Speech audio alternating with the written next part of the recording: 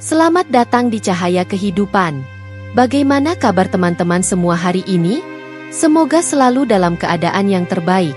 Di sini, kita berbagi kisah-kisah yang menginspirasi, menyentuh hati, dan membawa harapan baru untuk kita semua.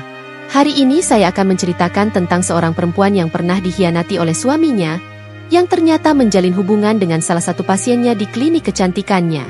Dalam proses menyembuhkan luka dan menghadapi kenyataan yang pahit, ia menemukan kekuatan yang tidak pernah ia duga sebelumnya. Kisah ini akan membawa Anda pada perjalanan emosional tentang pengkhianatan, keberanian, dan bagaimana seseorang bisa bangkit dari keterpurukan tanpa kehilangan harga dirinya. Apa yang terjadi selanjutnya? Hanya waktu yang akan mengungkapnya. Sebelum kita mulai ceritanya, yuk beri dukungan terbaik dengan ketik Kobiltu di kolom komentar serta like dan subscribe channel ini. Ingat, cahaya kecil dari cerita ini bisa menerangi perjalananmu dan orang lain di sekitar kita. Dari luar, hidup Anindya terlihat begitu sempurna. Ia adalah potret wanita sukses yang sering dijadikan panutan. Wajahnya kerap muncul di majalah bisnis dan kecantikan. Namanya harum di dunia estetika. Ia dikenal sebagai pendiri sekaligus pemilik salah satu klinik kecantikan paling prestisius di ibu kota, Elanova Aesthetic Clinic, tempat para sosialita dan artis mempercayakan penampilan mereka. Tak hanya berparas menawan, Anindya juga cerdas, anggun, dan penuh wibawa. Setiap pagi, ia akan datang lebih awal ke klinik dengan senyum yang lembut, menyapa satu persatu karyawan yang ia anggap keluarga. Ia adalah tipe pemimpin yang tegas tapi hangat, bijaksana namun tidak mudah dibohongi. Semua yang mengenalnya tahu, Anindya adalah perempuan kuat yang membangun semuanya dari nol. Dengan perjuangan panjang dan banyak air mata. Ia tidak mewarisi kekayaan, tidak juga lahir dari keluarga terpandang. Semua yang ia miliki adalah hasil kerja keras, semangat yang tak pernah padam, dan keyakinan bahwa perempuan berhak memiliki panggung dan keberhasilan. Dalam kehidupan pribadinya, Anindya menikah dengan Reza, pria yang dulu dikenal sebagai sosok pekerja keras, penuh kasih, dan sangat mendukung karir istrinya. Mereka bertemu saat Anindya masih membuka klinik kecil di ruko sederhana. Saat itu, Reza adalah konsultan bisnis freelance yang membantu Anindya mengelola keuangan dan promosi. Seiring waktu, cinta tumbuh di antara mereka. Anindya merasa Reza adalah jawaban doanya, pria yang bisa menjadi sahabat, pasangan, dan rekan usaha sekaligus. Pernikahan mereka pun berlangsung meriah, sederhana tapi penuh cinta. Setelah menikah, kehidupan mereka naik bersama. Klinik Anindya berkembang pesat. Sementara Reza mulai berinvestasi dan membangun jaringan usaha dengan modal dari Anindya yang percaya sepenuhnya padanya. Kepercayaan itu membuatnya menyerahkan banyak hal kepada suaminya. Dari urusan finansial, ekspansi cabang, hingga pengelolaan data internal. Ia percaya, karena yang ia hadapi adalah suaminya sendiri, orang yang dulu selalu memeluknya saat ia merasa gagal. Pagi itu, seperti biasanya, Anindya berdiri di depan cermin besar di kamarnya, merapikan jas putih dengan logo Elanova Aesthetic Clinic yang disulam rapi di sisi dada kiri. Ia menyisir rambut panjangnya yang berwarna coklat keemasan, lalu mengambil anting mutiara favoritnya. Penampilannya sederhana namun elegan, cerminan dari kepribadiannya yang selalu tampil profesional, meskipun hatinya seringkali tak seanggun senyum yang ia tunjukkan. Di lantai bawah, Reza sudah duduk di ruang makan sambil memainkan ponselnya. Ia tak banyak bicara pagi itu, hanya melirik sejenak saat Anindya datang lalu kembali menunduk. Di antara mereka, hanya suara sendok yang menyentuh piring. Sepi, dingin, seperti ada ruang kosong yang tak bisa diisi oleh sapaan atau tawa seperti dulu. "Kamu pulang jam berapa semalam?" tanya Anindya akhirnya, berusaha membuka percakapan. "Sekitar jam 1. Ada rapat dadakan sama investor dari luar kota," jawab Reza singkat. Matanya tak beralih dari layar ponsel. Anindya hanya mengangguk pelan. Ia sudah terbiasa dengan jawaban seperti itu. Reza memang makin sibuk akhir-akhir ini. Tapi entah kenapa, hati kecilnya selalu merasa ada sesuatu yang disembunyikan. Sesampainya di klinik, suasana langsung sibuk. Beberapa karyawan menyapa ramah dan menyodorkan jadwal pasien hari itu. Seperti biasa, jadwal Anindya penuh, terutama untuk pasien-pasien VIP yang hanya mau ditangani langsung olehnya. Salah satunya adalah Laras. Laras datang dengan senyum manis, rambut terurai sempurna, dan pakaian mahal yang selalu berganti setiap kali ia datang. Ia masuk ke ruang konsultasi dengan langkah anggun, seolah sudah terbiasa menjadi pusat perhatian. Dokter Ani, aku mau lanjutkan treatment laser dan filler di pipi. Ya, seperti biasa. Tapi kalau bisa tambah vitamin juga. Minggu depan aku ada dinner spesial, katanya sambil duduk dan mengeluarkan ponsel dari tasnya. Dinner dengan siapa? Nih? Tanya Anindya sambil tersenyum ramah. Ia berusaha tetap profesional, seperti biasa. Laras hanya tersenyum malu-malu. Ya, adalah cowok spesial. Hehe. Anindya ikut tertawa kecil. Bagi Anindya, Laras adalah klien yang menyenangkan. Tidak rewel, selalu tepat waktu, dan royal dalam membayar. Anindya bahkan beberapa kali merekomendasikan Laras untuk menjadi model kampanye kliniknya karena kecantikan alaminya. Namun di balik semua keramahan itu, ada perasaan aneh yang mulai tumbuh di hati Anindya. Ia tak bisa menjelaskan dari mana datangnya. Tapi sejak beberapa kali melihat Laras, ada sesuatu yang terasa tidak pas. Terutama saat Laras bercerita soal cowok spesialnya yang sering menghadiahinya perhiasan, perawatan mewah, bahkan apartemen pribadi. Aku tuh ya dimanjain banget, Dok. Cowokku tuh paling gak bisa lihat aku sedih. Apapun dikasih. Bahkan aku sempat minta buat biaya langganan di sini ditanggung, dan dia langsung okein. Bayar langsung setahun ke depan, kata Laras suatu hari, dengan nada bangga.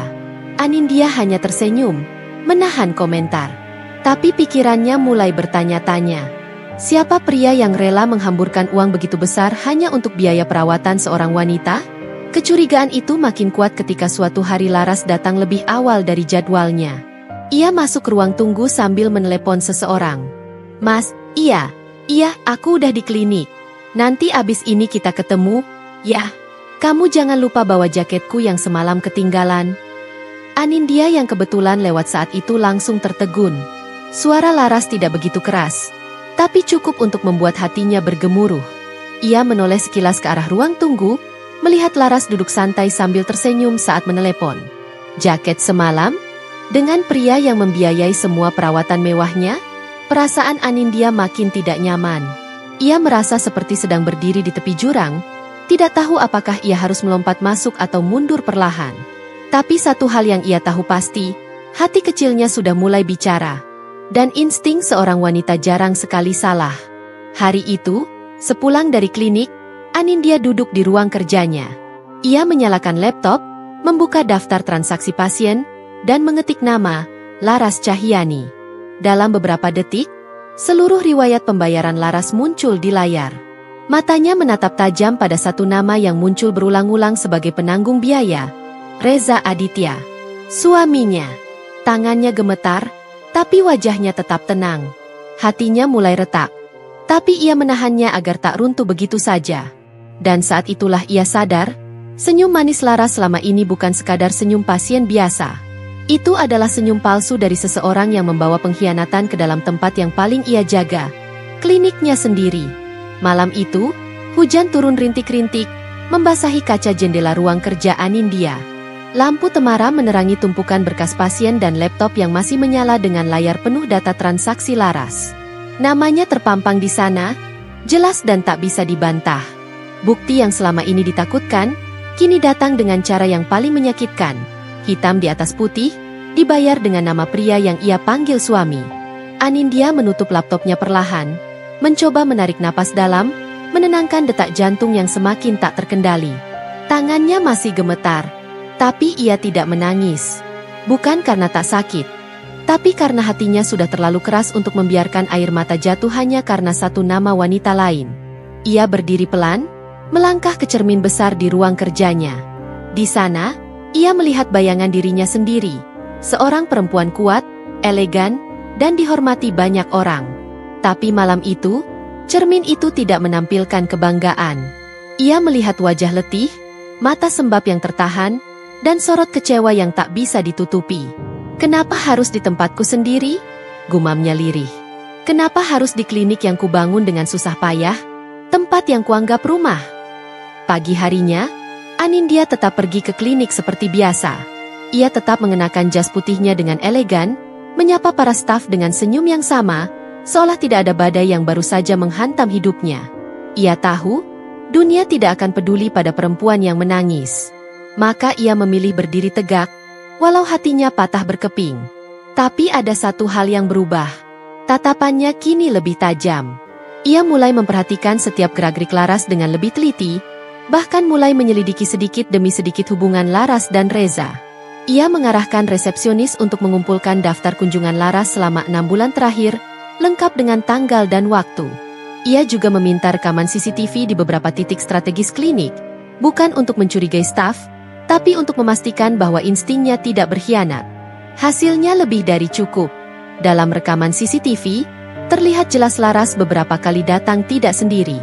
Meski tidak selalu tertangkap kamera dari arah depan, tapi dari samping, siluet pria yang menurunkan Laras dari mobil yang sama, dengan tubuh dan gaya berpakaian yang sangat familiar.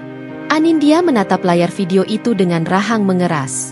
Tangannya mengepal, tapi matanya tetap dingin. Ia mengenali mobil itu. Ia mengenali jam tangan pria itu. Ia mengenali caranya berdiri. Reza, suaminya sendiri yang selama ini bilang sedang lembur. Yang bilang ada proyek luar kota. Yang kadang tak pulang tanpa kabar. Di titik itu, bukan hanya sakit yang Anindya rasakan, tapi juga marah. Bukan karena dia diselingkuhi, tapi karena dikhianati di tempat yang selama ini menjadi simbol perjuangan dan cintanya. Tempat yang seharusnya menjadi ruang aman, kini ternodai oleh kebohongan paling busuk. Ia masih ingat jelas bagaimana Reza dulu memintanya percaya. Kita bangun ini sama-sama, Anin. Aku akan jaga kamu dan klinik ini, katanya saat awal mereka menikah. Tapi yang terjadi sekarang justru sebaliknya. Reza membawa wanita lain ke dalam rumahnya. Bukan rumah dalam bentuk tembok, tapi rumah yang ia bangun dengan mimpi dan cucuran air mata. Anindya tidak langsung menghadapi Reza atau Laras. Ia tahu, saat menghadapi pengkhianatan, yang dibutuhkan bukan hanya amarah, tapi strategi. Ia ingin saat semuanya terbongkar, tidak ada ruang untuk pembelaan. Ia ingin keduanya merasakan bahwa yang mereka khianati bukan perempuan lemah, tapi seseorang yang tahu bagaimana cara berdiri kembali dengan kepala tegak. Beberapa hari kemudian, Anindya memanggil staf kepercayaannya, Vera. Ia meminta bantuan untuk menggali informasi lebih dalam. Vera, yang sudah bekerja dengannya sejak awal berdirinya klinik, tentu tak keberatan. Dengan hati-hati, mereka menelusuri jejak pembayaran yang aneh, pengeluaran pribadi Reza, hingga jadwal kunjungan Laras yang ternyata sering disesuaikan dengan waktu Reza ke kantor. Saat semua potongan puzzle itu tersusun, gambar besarnya begitu jelas. Reza tidak hanya berselingkuh dengan Laras, tapi juga memanfaatkan klinik untuk membiayai kebutuhannya dengan wanita itu. Bahkan beberapa nota pembayaran yang seharusnya untuk keperluan promosi ternyata dialihkan untuk hadiah-hadiah Laras. Dari voucher spa, perhiasan, hingga jam tangan mahal. Anindya menatap bukti-bukti itu di meja. Napasnya berat. Tapi kali ini ia tidak goyah. Tidak lagi. Ia sudah melewati titik sakit. Yang tersisa hanyalah tekad untuk membalas, bukan dengan teriakan atau air mata, tapi dengan sesuatu yang akan membuat keduanya tahu. Perempuan yang mereka permainkan bukan sekadar istri dan pemilik klinik, tapi seseorang yang tahu cara membungkam pengkhianat di tempat yang paling tak terduga. Dan ia sudah tahu, kapan dan di mana waktunya. Hari-hari berlalu seperti biasa bagi orang-orang di sekitar Anindya, tetapi tidak bagi dirinya. Ia telah mengetahui semuanya, siapa Lara sebenarnya, dan bagaimana suaminya mengkhianatinya dalam diam, bahkan di tempat yang ia ciptakan dengan penuh cinta. Namun, Anindya tak membiarkan emosinya menguasai. Ia tahu, kemarahan tanpa kendali hanya akan membuatnya terlihat lemah di hadapan orang yang sudah menghancurkan kepercayaannya. Ia memilih merancang sesuatu yang lebih besar, sebuah tamparan telak yang tidak hanya akan membongkar kepalsuan, tetapi juga membuat mereka berdua menyesal karena menganggapnya hanya sebagai istri yang bisa dibohongi. Pagi itu, klinik tampak ramai. Anindya memutuskan untuk membuat acara kecil-kecilan, Customer Appreciation Day, alasan yang cukup sempurna untuk mengundang media lokal dan beberapa influencer, sekaligus pasien-pasien VIP, termasuk Laras. Ia juga, secara tidak sengaja, mengundang Reza sebagai tamu kehormatan, dengan alasan pengembangan bisnis klinik yang katanya didanai sebagian dari aset pribadi Reza. Itu akan membuat Reza merasa penting dan bangga, dan tentu saja tidak menolak hadir. Anindya menyiapkan semuanya dengan cermat. Ia melatih staf-staf untuk tetap netral, tidak membocorkan rencananya. Vera, asistennya, menjadi tangan kanannya selama persiapan. Semua dokumentasi, bukti pembayaran, rekaman CCTV, hingga tangkapan layar pesan-pesan Laras yang dikumpulkan dari berbagai sumber sudah diamankan. Saat hari H tiba, klinik tampak lebih mewah dari biasanya. Balon-balon putih dan emas menghiasi lobi. Meja-meja kecil berisi snack ringan dan minuman sehat disiapkan. Musik lembut mengalun dari speaker. Semua tamu yang hadir disambut hangat oleh Anindya, yang tampil dengan gaun putih simpel namun anggun. Senyum tak pernah lepas dari wajahnya. Seakan hari itu adalah hari paling bahagia dalam hidupnya.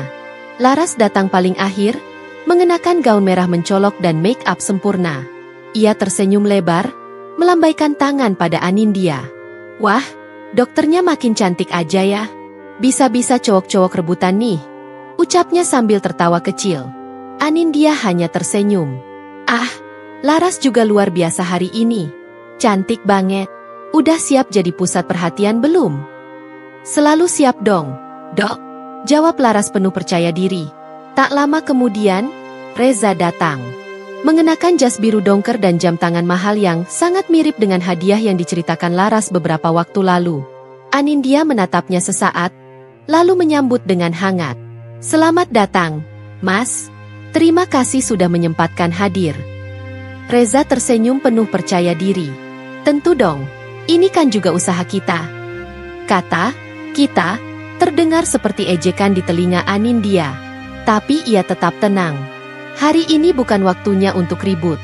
Hari ini adalah waktunya untuk membuka segalanya di atas panggung. Setelah sambutan-sambutan dan sesi foto bersama, Anindya naik ke atas panggung kecil yang telah disiapkan. Di tangannya ada sebuah tablet yang sudah diisi semua bukti, tersambung ke layar besar di belakangnya. Terima kasih kepada semua yang telah hadir hari ini. Klinik ini berdiri bukan hanya karena kerja keras saya sendiri, tapi juga karena kepercayaan para pasien, tim hebat saya, dan tentu dukungan dari suami saya tercinta. Katanya, melirik Reza yang tersenyum lebar dari bangku tamu VIP. Tapi, ada satu hal yang harus saya sampaikan hari ini. Bukan karena saya ingin merusak suasana, tetapi karena saya tidak ingin hidup dalam kepalsuan lagi, di tempat yang saya bangun dengan kejujuran dan cinta. Ruangan langsung hening. Beberapa bulan terakhir, saya menemukan kejanggalan dalam transaksi dan data pasien. Setelah saya telusuri, ternyata salah satu pasien saya, yang selama ini menjadi pelanggan VIP, tidak membayar dari kantong pribadinya, tapi dibiayai oleh suami saya sendiri. Anindya menekan tombol di tabletnya. Di layar besar, muncul data transaksi atas nama Laras, dengan kolom pembayaran bertuliskan, Reza Aditya. Lalu diikuti oleh foto-foto rekaman CCTV, dan terakhir, tangkapan layar chat mesra Reza dan Laras yang berhasil didapat dari ponsel cadangan yang diam-diam Reza tinggalkan di rumah. Semua orang terdiam. Suara gumaman mulai terdengar. Wajah Reza berubah pucat. Laras langsung berdiri dari tempat duduknya. Apa-apaan ini? Anin? Kamu nggak bisa sembarangan kayak gini. Seru Reza panik. Justru aku terlalu lama diam. Jawab Anindya tajam. Dan ini, saatnya kamu tahu, bahwa kamu telah mempermainkan perempuan yang salah. Laras mencoba pergi, tapi para wartawan yang hadir langsung mengarahkan kamera ke arahnya. Reza berusaha menutupi wajahnya, sementara para tamu saling berbisik. Anindya turun dari panggung dengan kepala tegak, meninggalkan keheningan yang membara dan wajah-wajah memerah yang kini tak bisa lagi bersembunyi di balik kepalsuan. Hari itu, Anindya tidak hanya membongkar pengkhianatan. Ia juga menegaskan satu hal. Ia bukan wanita yang bisa diinjak. Setelah kejadian di acara klinik itu, media lokal dan beberapa akun gosip langsung menyebarkan video momen saat Anindya membongkar perselingkuhan suami dan pasiennya sendiri di depan umum. Video itu viral. Dalam hitungan jam, nama Anindya, Reza, dan Laras jadi perbincangan hangat. Ada yang memuji keberanian Anindya, ada pula yang tak percaya, tapi lebih banyak yang bersimpati padanya. Bagi Anindya, perhatian publik bukan tujuan. Ia hanya ingin kebenaran terbuka dan martabatnya dipertahankan. Tapi ia tak menyangka, dampaknya akan sejauh ini. Sementara itu, Reza tak lagi pulang ke rumah. Setelah kejadian itu, ia seperti menghilang. Semua barang-barangnya sudah Anindya kumpulkan dan kirim ke apartemen milik Reza yang selama ini disembunyikan darinya. Rumah tak lagi layak jadi tempat bagi pria sekejam itu. Di klinik, suasana sempat canggung beberapa hari. Banyak staf yang tak tahu harus bersikap bagaimana. Tapi Anindya tetap bersikap tenang. Ia menunjukkan bahwa dirinya baik-baik saja. Walau dalam diam, hatinya masih penuh luka. Hari-hari berikutnya, Anindya menyibukkan diri dengan pekerjaan. Ia lebih sering turun langsung menangani pasien, ikut dalam pelatihan kecantikan, hingga terlibat dalam proses perekrutan dokter baru. Ia tahu, satu-satunya cara untuk bangkit adalah terus bergerak. Bukan untuk melupakan, tapi untuk menunjukkan bahwa ia tetap bisa berdiri, lebih kuat dari sebelumnya. Namun, cobaan tidak berhenti sampai di situ. Suatu pagi, Vera masuk ke ruang kerja Anindya dengan wajah serius. "Dok, saya dapat kabar dari bagian keuangan. Ada pengajuan penarikan dana dari rekening klinik yang lama, atas nama Reza." Anindya mengernyit. "Itu akun yang kita bekukan sementara, kan? Setelah aku ubah akses keuangan?" "Betul. Tapi rupanya dia mencoba menggunakan surat kuasa lama yang pernah dokter tanda tangani waktu awal pendirian klinik dulu." Anindya menghela napas panjang. Ia benar-benar tak menyangka Reza akan serendah itu.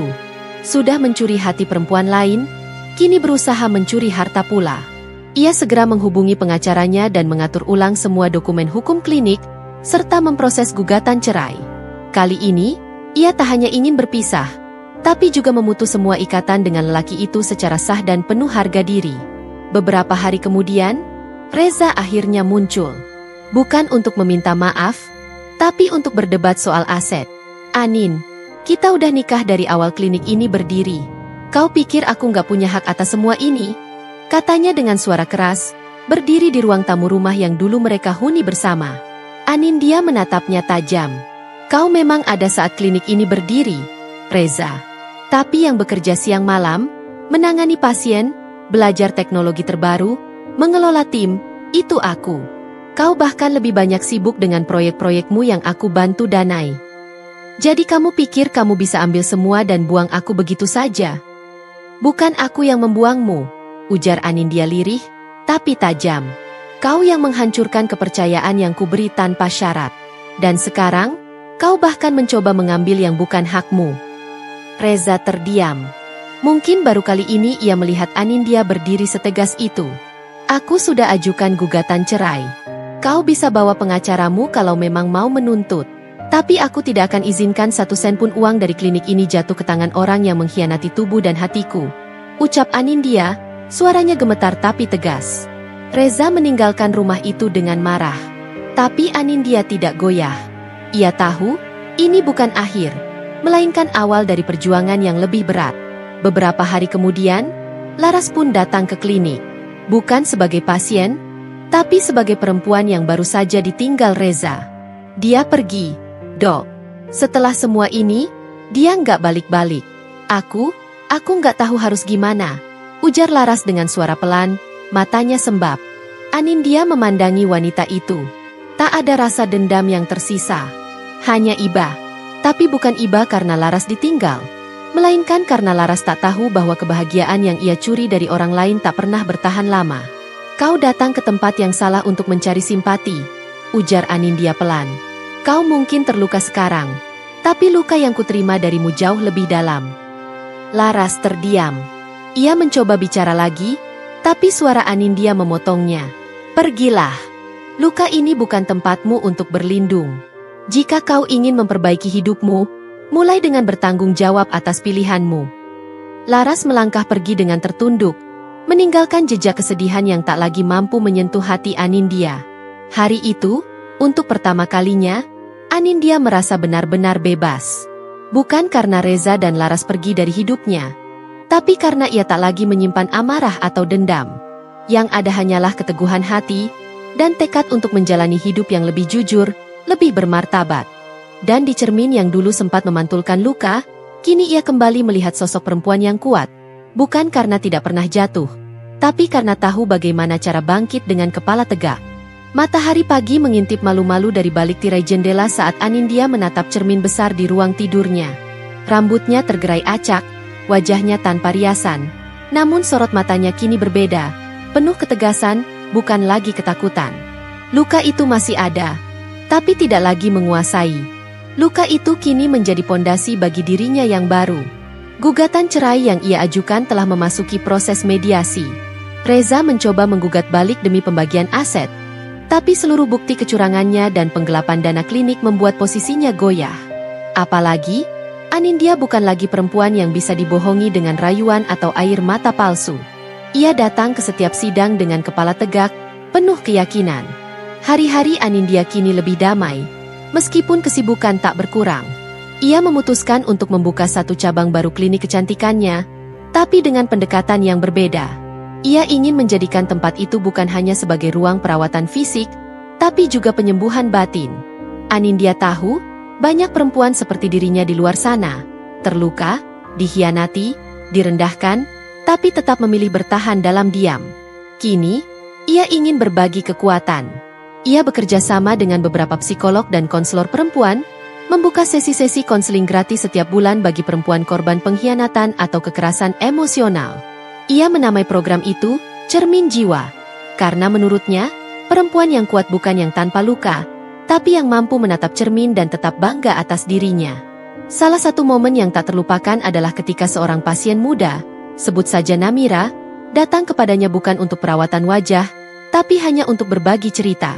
"Saya tahu semua tentang ibu dari video viral itu," kata Namira dengan suara pelan. "Awalnya saya pikir klinik ini cuma tempat perawatan biasa, tapi ternyata tempat ini menyimpan keberanian." Anindya tersenyum. "Apa yang kamu rasakan hari ini?" "Takut, tapi juga lega. Karena saya tahu, saya nggak sendirian." Kalimat itu menghantam hati Anindya seperti pelukan hangat. Untuk itulah ia memilih berdiri, untuk jadi saksi bagi perempuan lain yang masih berjuang menemukan dirinya. Sementara itu, kabar tentang Reza dan Laras makin tenggelam. Setelah skandal mereka terbongkar, Reza kehilangan banyak relasi bisnis. Ia harus menjual beberapa aset pribadinya untuk membayar denda dan menghindari gugatan balik dari pihak ketiga.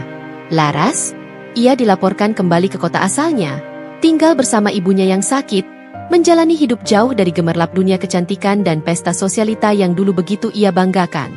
Anindya tidak pernah benar-benar ingin menghancurkan hidup mereka. Ia hanya ingin keadilan.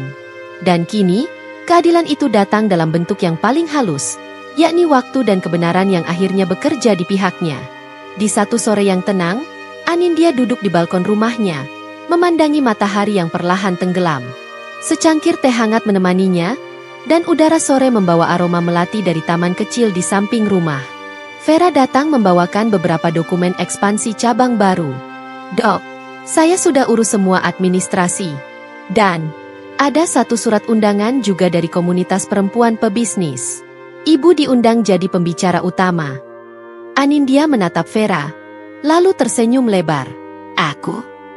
"Iya, mereka ingin dengar kisah ibu, tentang bagaimana tetap bertahan di tengah pengkhianatan, dan membangun kembali semuanya dari awal."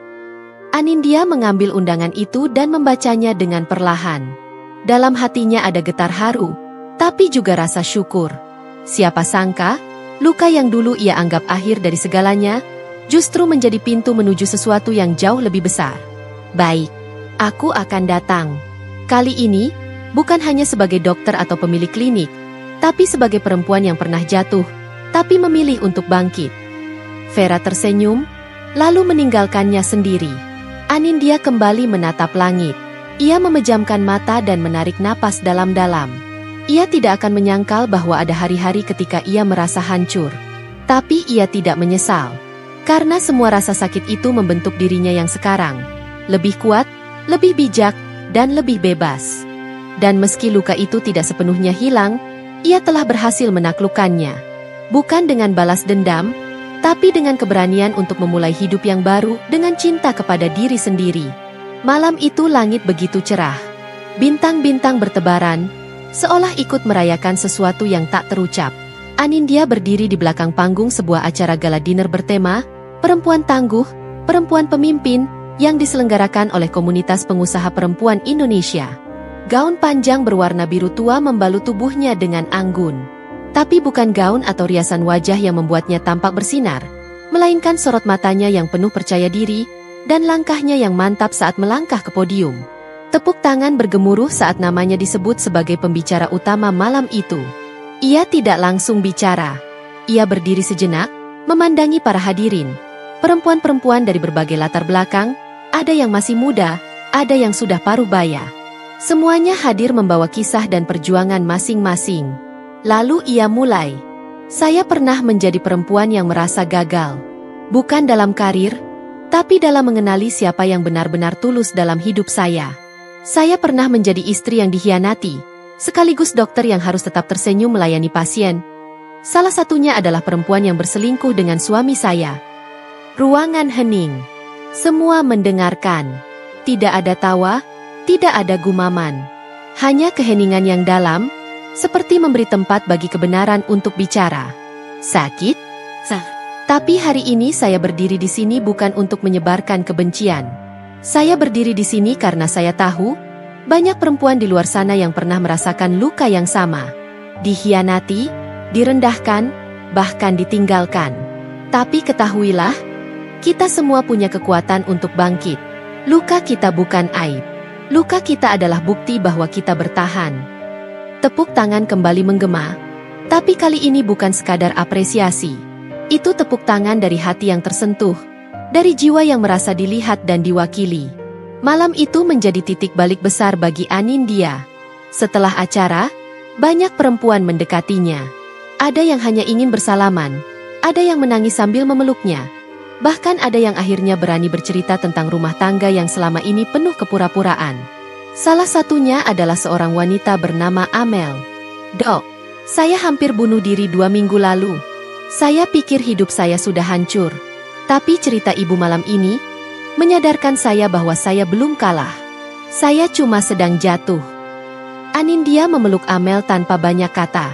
Pelukan itu bukan sekadar simpati. Itu solidaritas yang lahir dari luka yang sama. Mereka tak saling kenal. Tapi mereka tahu rasa sakit yang satu sama lain pernah rasakan. Dan itu cukup untuk membangun kekuatan. Beberapa bulan kemudian, cabang baru klinik Anindya resmi dibuka. Tapi bukan itu yang paling membuatnya bangga.